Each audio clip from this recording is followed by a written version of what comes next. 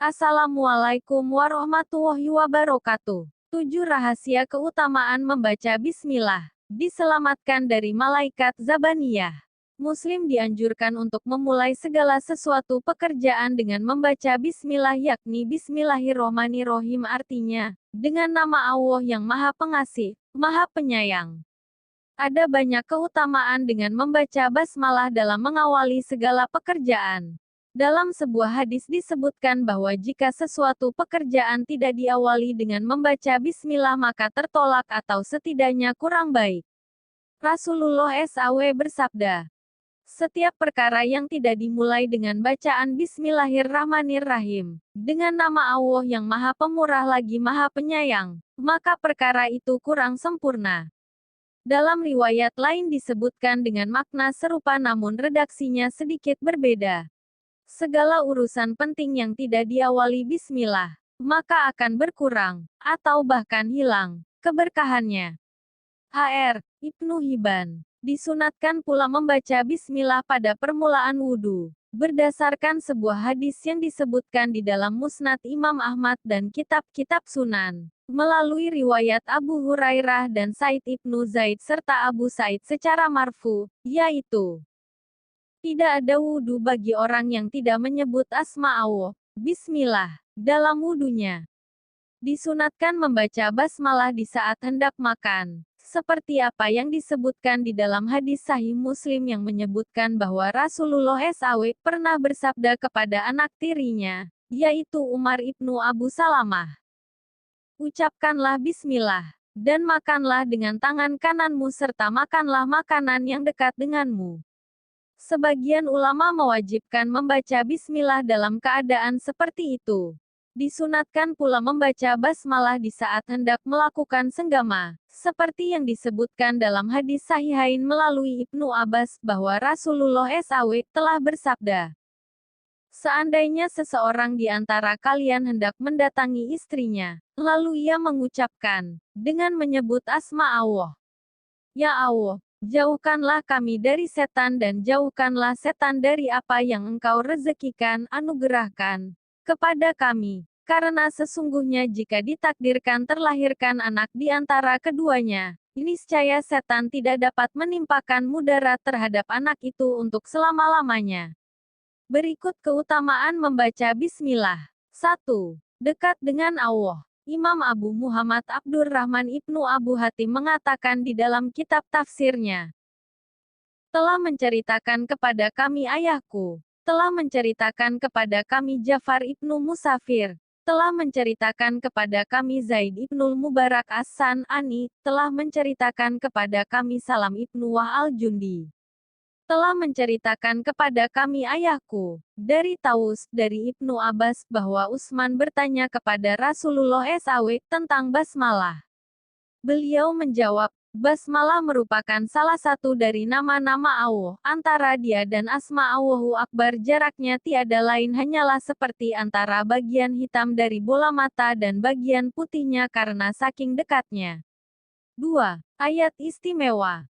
Ibnu Murdawai meriwayatkan dari hadis Yazid ibnu Khalid, dari Sulaiman ibnu Buraidah, sedangkan menurut riwayat lain dari Abdul Karim Abu Umayyah, dari Abu Buraidah, dari ayahnya, bahwa Rasulullah SAW bersabda, telah diturunkan kepadaku suatu ayat yang belum pernah diturunkan kepada seorang nabi pun selain Sulaiman ibnu Daud dan aku sendiri, yaitu Bismillahirrahmanirrahim, dengan nama Allah yang Maha Pemurah lagi Maha Penyayang. 3. Diberkati Allah. Ibnu Murdawai meriwayatkannya pula berikut sanadnya melalui Abdul Karim Al-Kabir Ibnul Afa Ibnu Imran, dari ayahnya, dari Umar Ibnu Zar, dari Atta Ibnu Abu Rabah, dari Jabir Ibnu Abdullah yang menceritakan bahwa ketika diturunkan kalimat berikut, dengan nama Allah yang Maha Pemurah lagi Maha Penyayang, maka seluruh awan lari ke arah timur, angin hening tak bertiup, sedangkan lautan menggelora, semua binatang mendengar melalui telinga mereka, dan semua setan dirajam dari langit. Pada saat itu Allah SWT bersumpah dengan menyebut keagungan dan kemuliaannya bahwa tidak sekali-kali asmanya, yang ada dalam basmalah, diucapkan terhadap sesuatu melainkan Dia pasti memberkatinya.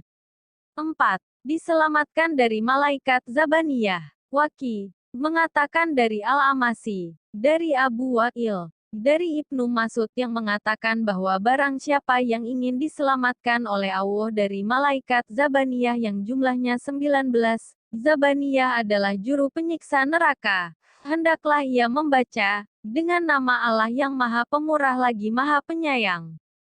5. Dibuatkan surga. Allah akan menjadikan sebuah surga baginya pada setiap huruf dari basmalah untuk menggantikan setiap malaikat Zabaniyah.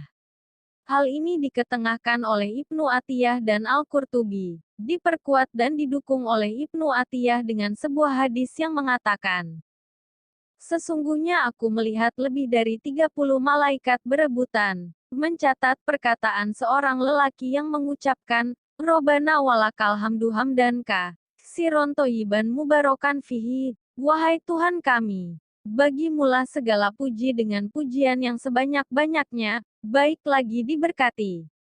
6. Setan akan menjadi kecil. Imam Ahmad Ibnu Hambal di dalam kitab Musnadnya mengatakan bahwa telah menceritakan kepada kami Muhammad Ibnu Ja'far, telah menceritakan kepada kami Syubah, dari Asim yang mengatakan bahwa ia pernah mendengar dari Abu Tamim yang menceritakan hadis dari orang yang pernah membonceng Nabi SAW.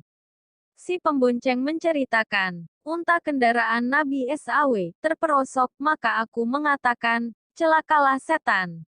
Maka Nabi SAW bersabda, janganlah kamu katakan, celakalah setan, karena sesungguhnya jika kamu katakan demikian, maka ia makin membesar, lalu mengatakan, dengan kekuatanku niscaya aku dapat mengalahkannya.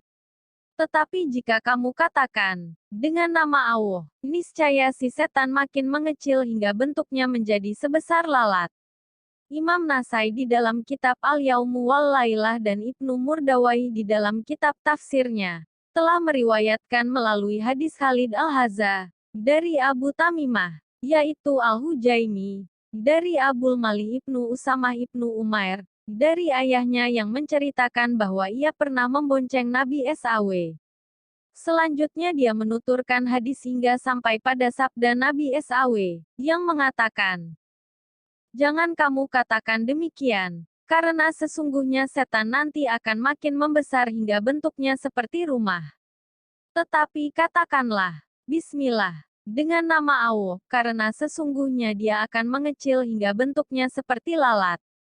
7. Terhindari dari godaan setan. Ibnu Jarir dan Ibnu Abu Hatim meriwayatkan melalui hadis Bisir Ibnu Imarah, dari Abu Rauk dari Dahak, dari Ibnu Abbas yang mengatakan bahwa hal yang mula-mula dibawa turun oleh malaikat Jibril kepada Nabi Muhammad SAW, ialah, hai Muhammad, katakanlah, aku berlindung kepada Allah, yang maha mendengar lagi maha mengetahui dari godaan setan yang terkutuk. Kemudian malaikat Jibril berkata, katakanlah Bismillahirrahmanirrahim, dengan nama Allah yang Maha Pemurah lagi Maha Penyayang. Jibril berkata kepadanya, hai Muhammad, sebutlah asma Allah, bacalah dengan menyebut asma Allah, Tuhanmu, dan berdiri serta duduklah dengan menyebut asma Allah, menurut lafaz Ibnu Jarir. Wassalamualaikum warahmatullahi wabarakatuh.